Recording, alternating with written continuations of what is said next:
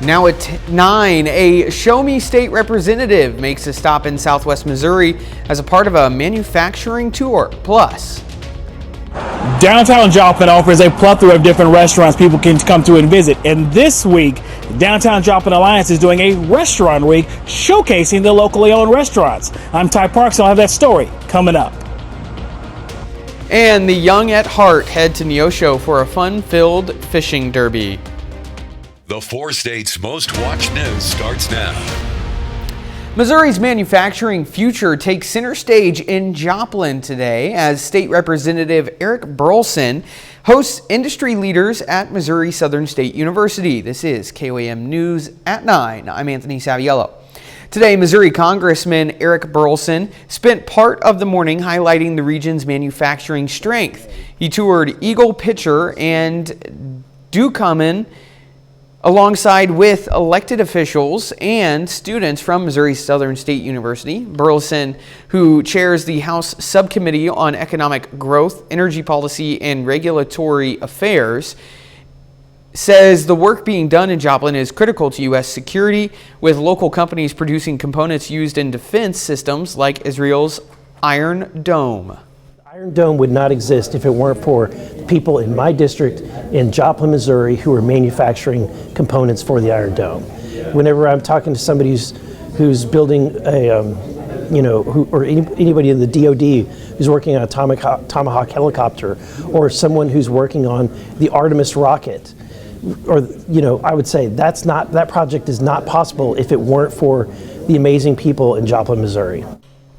When the House returns to session on October 7th, Burleson says he will continue pushing to rein in government spending as the House-passed budget measure remains stalled in the Senate. Well, let's go ahead and check in with Chief Meteorologist Doug Hetty. Well, it definitely turned out to be a great Friday for us today, and as we head into the weekend, the nice weather is really going to stick around. Now, it is going to be a little bit chilly tonight and a little bit of a chilly start on Saturday, but high temps, low to mid 80s, so it's warm. That's above average for this time of the year. In fact, we do 80s again on Sunday, and there's not much rain, if any, in the forecast as we go through the next several days. Clear skies. There's nothing going on. It's nice and calm as we go through the overnight hours. Let me take you into the weekend. We're going to run this into Saturday morning, 57, 58, 59 degrees to start. Now on Saturday, we are going to have some mid and upper level clouds that kind of stream through the region. But look at our temps, 83, 84, maybe 85 degrees. Heading into Saturday night and Sunday, consistency is the term. Right back to the mid 80s on Sunday. We'll look into next week here in just a bit. Doug, thank you very much. Well, the Downtown Joplin Alliance cooks up a great way to promote some local restaurants with a week designed to showcase them. KOAM's Ty Parks brought a fork to Downtown Joplin to really dig into the story. Joplin is rich with history. The main street still showcases some of the buildings from the 1800s. One of the buildings now holds Hackett Hot Wings, one of the restaurants featured in the Restaurant Week. We're participating in Restaurant Week because it's a downtown event, and we got a lot of stuff that be going on down here. And, for this Restaurant Week, I made up a new sauce. It's called the Sweet and Spicy Caribbean. And you got your Sneaker Martini right there. We're going to represent that during Restaurant Week. Preparing for the influx of old customers as well as making some new ones. Feels real good. It's good. I get to meet some new customers that come down for that. That's awesome right there. And then see some of the old customers and then feature new things. And being down here, during football season and stuff is an awesome place to be. The local shops love that this week happens to bring people into this part of town. We love supporting local. We love our local community. Trying to get everyone off of Range Line to come downtown Main Street. 15 different restaurants are on display all between 2nd and 10th Street. Ice cream, pizza, coffee, and brunch within a few blocks walk. That's awesome right there, because I feel like I wish we had more. They have more representation of different restaurants and stuff. In Joplin, looking for some good food, Ty Parks, KOAM News. Hungry visitors to Main Street can sample the local cuisine through October 4th. Well, the Neosho National Fish Hatchery opened its gates to senior citizens and individuals with disabilities for a special fishing derby today. Today's derby served as one of 4 annual events designed to make outdoor recreation more accessible to the community. Organizers expected 250 to 300 participants to attend, which offers a comfortable and easy fishing experience for those who may not have access to traditional fishing spots. This is an opportunity for our senior citizens to have a fishing opportunity where everything's provided for them. The egress is convenient. The hatchery provides everything needed from fishing gear to a well-maintained pond, so guests can simply relax and enjoy the day. Top answer is on the board. The question is, which Southwest Missouri city will feature the next family on a popular game show? The answer is Joplin, and the show is Family Feud. Tune in to the long-running game show on Monday afternoon to cheer on Joplin's own Landis family. The show airs Monday at 5 on our sister station Fox 14, but you can catch a special interview with the Landis family Sunday night right here on KOAM News at 10 the day before their show airs. Well, coming up, Southwest Missouri goes nuts for this year's annual Black Walnut Harvest. While Stockton enjoys its 65th annual Black Walnut Festival this weekend, Missourians are wondering if they can enjoy a bountiful Black Walnut harvest season. Nick Kelly went to Stockton for some answers. On Thursday, the city of Stockton kicked off its 65th annual Black Walnut Festival, which will continue through Saturday. Jacob Basica with Hammond's Black Walnuts says the company is proud to help sponsor the event, highlighting a plant with so much meaning to the Ozarks. More black walnuts are collected and harvested and sourced in Greene County and Southwest Missouri than anywhere else in the world. And so it's very much part of the community. On top of the festival, Hammond's Black Walnuts is ready to kick off the harvest season October 1st. Last year, the walnut yield was lower due to the drought. Basecki says Mother Nature should make the season better. All the rain that we got in the spring, it really helped saturate the root system of the trees. Throughout the summer, with the dry conditions, it's a little bit of a concern, but we believe that the nuts, we've tested, several throughout the area, and the quality looks good. Now that Mother Nature has done her job, giving all these black walnuts a chance to grow to ripe perfection, there are signs to look out for if you're looking out for some of these yourself. People should wait until the nuts fall on the ground. We really emphasize freshly green black walnuts. We have a simple thumb test. You press against and you have that indentation. That means that these are ready to be harvested. Haulers across Missouri and northern Arkansas will start buying walnuts at $13 per 100 pounds, with pricing subject to change in late October. Basica hopes people will take advantage of something that has become tradition for many families. It's being carried throughout generations, kids and grandkids getting out there with family, enjoying a nice fall weekend outside, and just having those special family memories. That's what really makes this harvest so special. The world's largest black walnut processor, the Hammond's Products Company in Stockton, receives roughly 25 million pounds of black walnuts annually from across the Midwest and beyond. Get ready to travel around the world with Global Fest at Pittsburg State University. The festival is an opportunity to dive into new cultures by trying food, listening to music, and meeting foreign exchange students. Festivities took place until 9 this evening at the Lindbergh Plaza in Pittsburgh.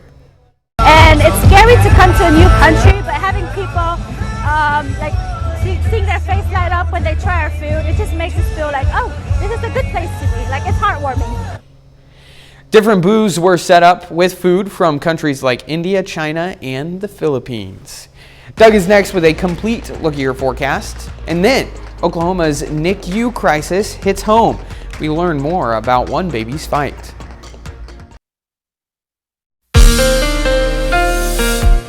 Well, it definitely turned out to be a fantastic Friday for us today. Really no complaints across the region, quite a bit of sunshine. And that's what we're going to see as we go through the weekend. Yeah, we're going to be dealing with some afternoon clouds across the region. But overall, looks pretty good. Clear skies for us right now that's what we are going to see as we go through the night. Let me walk you through your weekend. All right, temperatures, they're going to back down 57, 58 degrees, kind of a chilly start on Saturday. As we go through the day, we are going to get some of these mid and upper level clouds kind of streaming through the region. And we're going to be pushing 80 by the time we get into the middle of the day. And then I think for the afternoon, 84-ish across the region. So it's going to be warm. Average high is about 77, 78. So that's a good chunk above where we should be for this time of the year. Let me take you into Sunday morning. Now we're at 57, 58. So another cool, brisk start, then quick warm up. The reason we warm up so much, we don't have much humidity, which is good, but that dry atmosphere allows those temperatures to shoot up into the mid 80s. Heading into Sunday night, pretty calm as well. Drop right back into the upper 50s. So you can see very consistent through the weekend. 84 Saturday, 85 Sunday. Sunny skies, warm mid 80s, but of course, kind of some chilly starts. All right, so if we look at the upper level pattern, not a whole bunch going on, but notice this. That is a ridge of high pressure, which is building in. That's what's keeping us warm and also dry. We can jump to the tropics. We got a couple systems out there. Look at this. Very atypical to see two so close trying to tango with each other. This one gets up into the Carolinas, parts of Georgia as we get into early next week. So we're going to be watching that as well. Back here at home, not too much going on. Look at this ridge, high pressure right across the Central Plains. We do have storm systems loading out toward the west, but because of this tropical moisture, it blocks up the pattern, not allowing these systems to get in. Finally, next weekend, so we're at next Sunday, so we're 9 days away, we start to get a little bit of energy into the region. All right, on Monday, very consistent. Partly sunny, mid 80s. What about Tuesday? Maybe a smidge cooler, lower 80s, partly sunny skies, no rain in sight. By Wednesday, we do it again. Partly sunny skies, low to mid 80s. Notice some rain trying to sneak in as we get into late next week. It's just not close enough that I'm going to put it in the forecast. 84 Saturday, 85 Sunday, low 80s all the way through the middle of next week, maybe a little bit cooler late next week. Doug, thank you very much. Coming up next, training the next generation of truck drivers. A unique collaboration between Fort Scott Community College and the Kansas Renewal Institute. I'm Kenny Foreman, and I'll tell you all about it coming up. NICU admissions are rising across the state of Oklahoma, with nearly 9% of babies needing specialized care. Craig Day introduces us to the dedicated nurses at Hillcrest Medical Center in Tulsa who are making miracles happen. He has actually been with us for 9 weeks, and he is a little rock star. Chip was born at 25 weeks and weighed less than 1 pound. He's getting around-the-clock care in the NICU at Hillcrest Medical Center. His care team says Chip might be small, but he's mighty. He had less than a 10% chance of survival due to the fact that we didn't know if the equipment was even going to fit. This is Alex Richards' 16th year working in the NICU. She knew she wanted to be a nurse when she was an 8th grader. Richards says nurses in the NICU have to wear a lot of hats beyond health care, like comforting parents. As a NICU nurse, at baseline, you should have compassion. But the most important thing is to have that empathy and to be able to get down on the parents' level and actually understand and not just tell them what they need to do, but kind of actually walk through it with them. The CDC says admission rates for the NICU have increased in 40 states, including Oklahoma, from 2016 to 2023. In 2023, nearly 9% of babies born in our state spent time in the NICU. Richard says there are about 2,400 babies delivered every year at Hillcrest, with about 660 admitted to the NICU. She says those babies can range from premature, like Chip, to full-term infants in need of just a little extra care.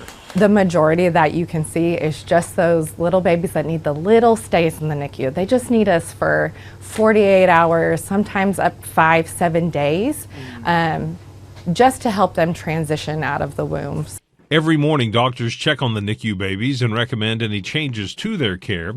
The nurses then monitor how each baby responds, while making sure routine care and feedings are done every 3 hours. Nurses also help walk parents through the care plan.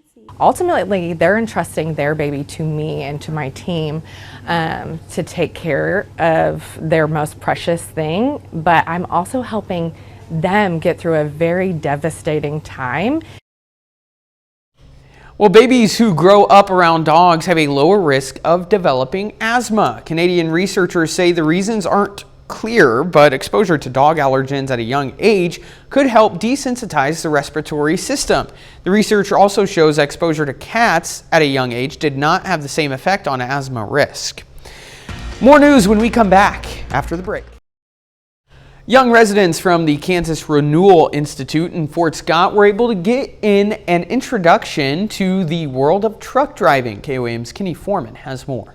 Faculty from Fort Scott Community College's Commercial Driver's License Training Program visited the Kansas Renewal Institute today to speak and show off trucks to several of its youth groups. Life is so busy, and I think it's important that we take time for the small stuff. And these children are the future of our society, and I think it's important to show them options for careers and teach them things that will help them in life be better people. KRI Activities Director Abby Steps regularly works to set up meaningful activities, such as today's for the kids, to help them broaden their horizons. Throughout all of their experiences that we help them find and go through, it's just essential that we make sure that we're exposing them to things that will help them in the future. KRI's main mission is to make sure its residents can live successful lives at home upon discharge. Steps is thankful for the role that FSCC continues to play in regards to that mission. It's just really special because Fort Scott Community College has their doors open for anyone.